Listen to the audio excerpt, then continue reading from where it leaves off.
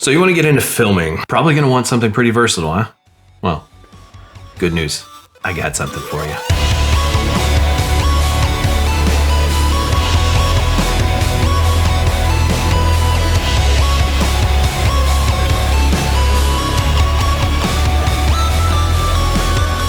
What's up everybody? Today I want to talk to you guys about the camera that literally saved my career. A little bit of backstory. I had just left a company that I had done with a friend of mine. I didn't have a camera anymore and I wanted to get back into everything. I wanted to do photography, wanted to do videography, but I didn't have the tools, so I had to pick something up. I had to go buy something. What I landed on was this bad boy right here, the Canon R6. First things first, not a sponsored video. I don't get any money for this. I paid my own money for this, and spoiler alert, this thing has made me far more money than I put into it. I'm very happy with it. But that being said, there are some pros, there are some cons. There are some limitations. Whenever you're trying to find a camera that can literally do everything, it becomes a jack of all trades, master of none. I would much rather have that than just buy, say, the Blackmagic like I'm filming on right now. And if I wanted to do stills, it technically can take stills, but not like this thing. Okay, starting off with the pros. This thing is versatile. I mean, it's a stills camera, it's a video camera, and no, I'm not gonna go into the specs on too much, but I will talk about some of the things that I kind of use the most in it. Switching between the menus and everything, super simple. When it comes to photography, I use this thing all the time. I've done weddings. I do a lot of live bands. The photos that I get out of it are incredible. Canon and photography, those are pretty synonymous. The color science of this thing is freaking awesome. It shoots, as far as photography, you got JPEG, you got RAW. I mean, most cameras do that now. Something about this guy and Canon cameras in general, I've always just liked the colors that come out of them. As far as the autofocus goes, it's flawless. Eye tracking, face tracking, subject tracking. It's got a lot of maneuverability and flexibility as far as that goes. But really, when I use autofocus on this thing, it's totally fire and forget. Another big thing is I wanted a camera that I can put on a gimbal. I do a lot of music videos and I want movement in my shots. That is probably my biggest downside of the Blackmagic. It's kind of hard to put on a gimbal, but once you get it on there, yes. But this guy right here, because this is what we're talking about, this guy right here will, I mean, it's stupid easy to balance it. It's got the flip out screen. You can angle it however you need it to. All around, it's just stupid versatile.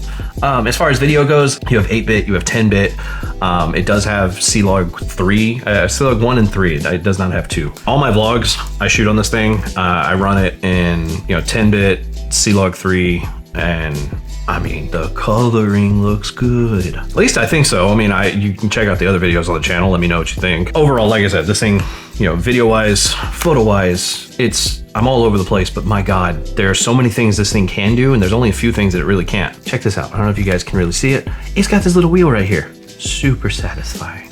I don't know why. The tactileness of that it feels nice. One thing I really love about this guy, IBIS. So if I do a lot of handheld shooting, if you're moving around, you're trying to get the shot as quick as you can, cool. I shake a lot as it is. I don't want my footage to shake. I want my footage to be like, ooh, buttery, smooth, cinematic. Not shaking like I just had 4 energy drinks and even more cups of coffee.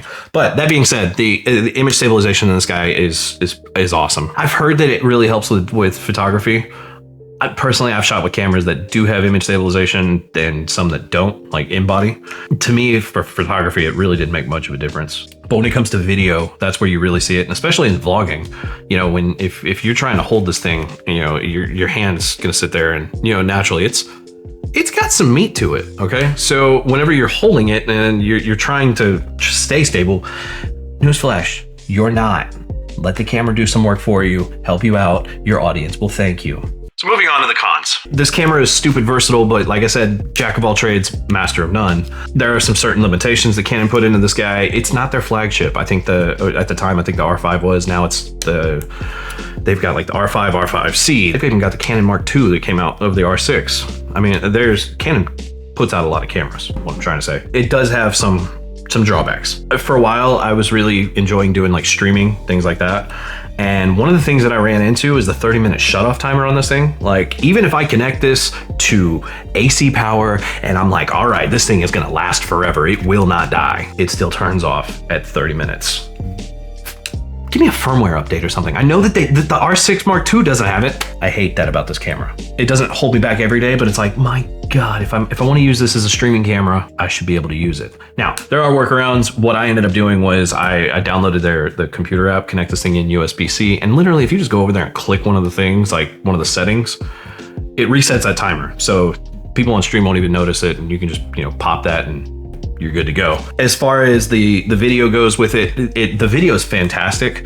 It is not necessarily the best low light camera. Canon has a thing with the shadows, and I'm just, it's kind of noisy. It's not the best on the market. I'm not pro Canon. I'm not pro Sony. Okay, I'm kind of pro Canon, but I will say that Sony kicks the shit out of this camera in the dark.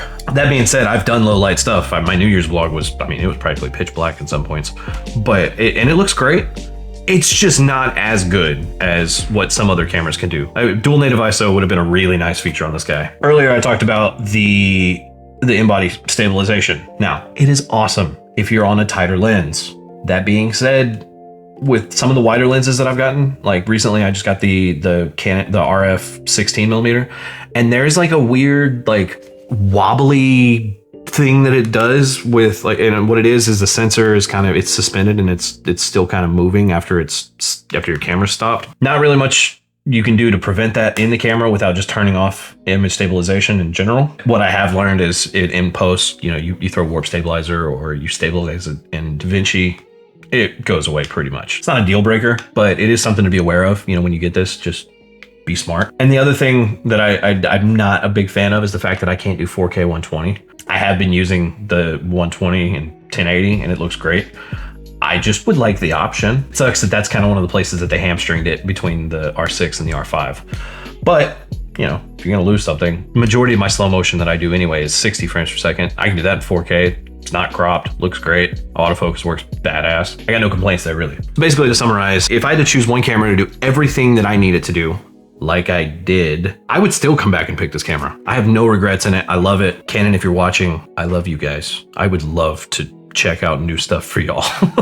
Ultimately, the thing that I see people arguing about a lot online is whether, oh, should I get the Mark 1, the Mark 2 of the R6? You know, they just released the Mark 2, and it's a damn good camera. Like, neither one of them, if you need a new camera, neither one of those is a bad option. Personally, for me though, like, I like the R6, I like the Mark 1. It does more than enough for what I needed it to do. And realistically, nowadays, you can probably get it a little bit cheaper because the Mark II exists. Everyone always talks about like the external recording 6K RAW if you've got like the Atmos, and that's cool. And I've seen some comparisons between the 6K RAW and the 10-bit that one records. And I mean, there's flexibility. Obviously, it's raw footage, but how many people really need that? That's just my 2 cents. Get what you want, get what's gonna make you happy and what's gonna inspire you. When I bought this camera, there was an air of confidence that just kind of came with it. I'm like, yo, this is badass. And I was so proud of it.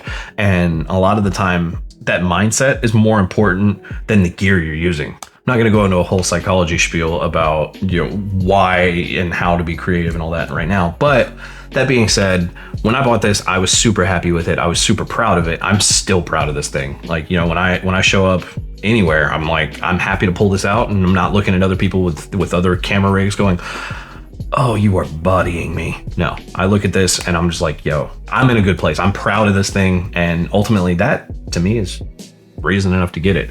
But that being said, if you guys like what you saw, be sure, like, subscribe, do all the things. I really appreciate it. Helps the channel out. And if you want to see more review videos like this, please let me know. I would love to make them. I've got plenty of other gear. I wanted to do a video on the R6 because, my God, it's my Swiss Army knife. If I need a second camera with my Blackmagic for documentary stuff, it's there.